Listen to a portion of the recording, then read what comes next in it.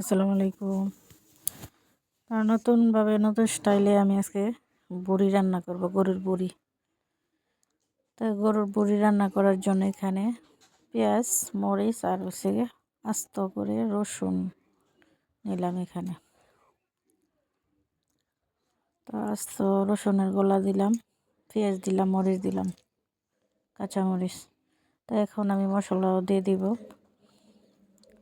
তো এদিকে 2টা তেজপাতা দিয়ে দিলাম, কালগোটা লং দিয়ে দিলাম,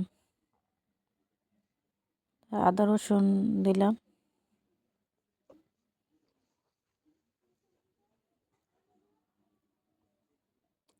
হলুদের গুঁড়া 2 চামচ, 2 চামচ মরিচের গুঁড়া। একটু জাল করে রান্না করব। তো এদিকে দেখেন ধনিয়ার গুঁড়া দিলাম 2 চামচ।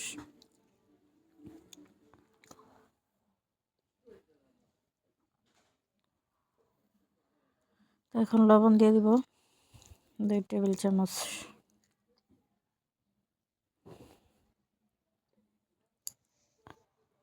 তো তেল দিয়ে দিতেছি, দিয়ে তারপর আমি চুলাতে বসিয়ে দিব। জিরার ফাঁকিটা আমি পরে দিব।